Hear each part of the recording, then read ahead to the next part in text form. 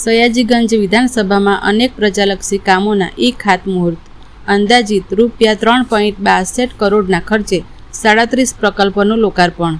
Election ward number 1, 2, 8 અને 9માં પ્રજાલક્ષી કામોના ખાતમુહૂર્ત. વડોદરા મનપા અને ધારાસભ્ય કે.યુ. રોકડિયાની ગ્રાન્ટથી કામગીરી. આત્મનિર્ભર ભારત અને નેક્સ્ટ જેન જીએસટી રિફોર્મ અંતર્ગત પ્રબુદ્ધ નાગરિક સંમેલન યોજાયું. વિકાસ સપ્તાહ અંતર્ગત કાર્યક્રમમાં રહેવાસીઓમાં ઉત્સાહનો માહોલ. માન્ય વડાપ્રધાન નરેન્દ્રભાઈ મોદીએ આ દિવાળીની સૌથી મોટી ભેટ દેશના નાગરિકોને જીએસટીના રેટમાં કટ કરીને આપી છે.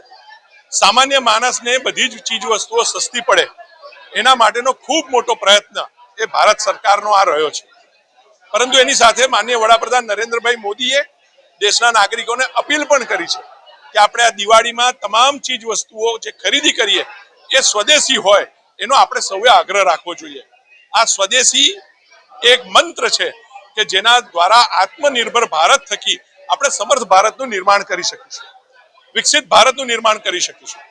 અને આ વિકસિત ભારતના સંકલ્પને સાકાર કરવા માટે આજે સયાજીગંજ વિધાનસભા ભારતીય જનતા પાર્ટી દ્વારા પ્રબુદ્ધ નાગરિક સંમેલનનું આજે આયોજન પણ કરવામાં આવ્યું છે.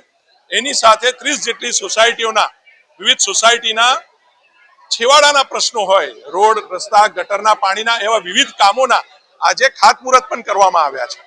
આ જેનાથી જે વિકસિત ભારતનું સ્વપ્ન આપણે જોઈએ છે, છેવાડાના માનવી સુધી સુખ સુવિધા પહોંચવી અને છેવાડાના માનવી થકી વેપાર, ઉદ્યોગ અને તમામમાં સ્વદેશી વસ્તુઓનો આગ્રહ અને આનાથી જોબ ક્રિએશન, આ એક વિચાર સાથે પ્રબુદ્ધ નાગરિક સંમેલનનું આજે આયોજન કરાયું છે.